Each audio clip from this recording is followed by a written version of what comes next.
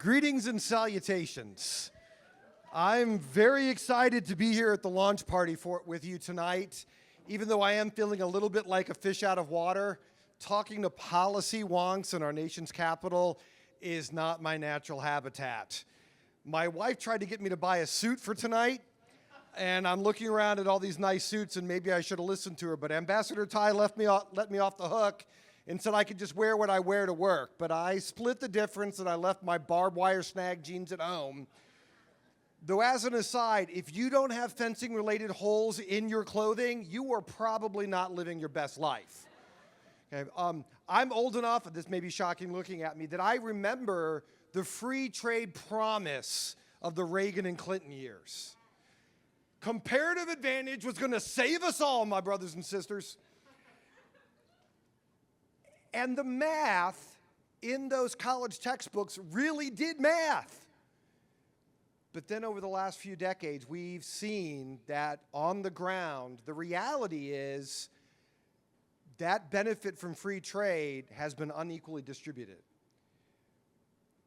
The guys who used to have a living wage to support their families, and more importantly, be able to be effective members of their communities, they've been left behind.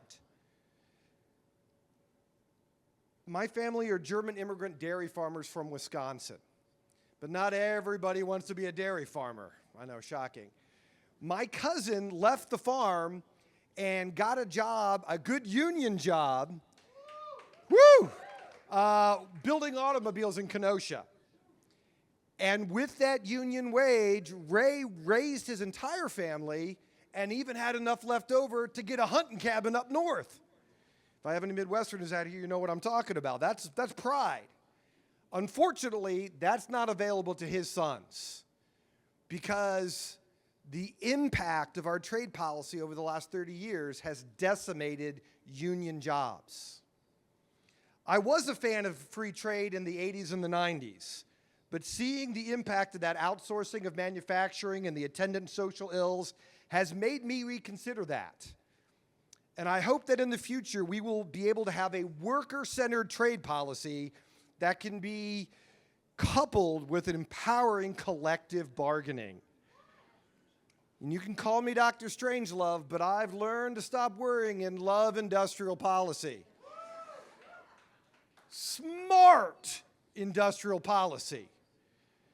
The world is a complicated place, my friends, and a measured discipline approach is required.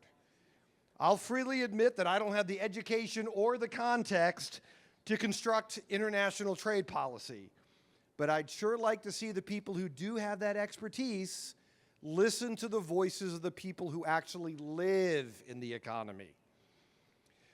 A few years ago, my son was building a movable chicken pen. It was his project and his budget. When he discovered how much the price of chicken wire had gone up, he turned to me and ruefully noted, "This is what we get for steel tariffs." Now that's a little bit of a dad brag. Okay, my little boy was paying attention to the dinner table conversations and making connections.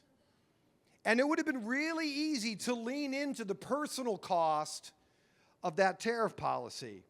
But instead I took a page from Luntz and Lakoff, turning their work to good, and said maybe we should pay a little bit more attention to our fellow Americans. And if we pay a little bit more for chicken wire, they can have better lives and be happier. Instead of frustration and economic insecurity, we could put them in a place where they could be generous and have optimism. Okay. Sacrificing a little bit of efficiency and comparative advantage is worth it if we can see the real-world advantages of production spread more equally amongst our hardworking countrymen. So let's set absolutist free trade dogma aside and navigate forward that makes room for trade and that benefits both the GDP and the people. Theory alone doesn't get sustained buy-in from voters. My dad and uncle would always sit at the table and bitch about the smart boys in Washington making international agricultural trade policy. I tell you what, Jimmy Carter was the Antichrist with the grain embargo. But I'm glad today that smart women in Washington, notice there's no sarcastic finger quotes there, are listening to the lived experience of producers, workers, and communities, not just following theory blindly. If slightly more expensive steel is a trade-off for a more socially cohesive America, count me in.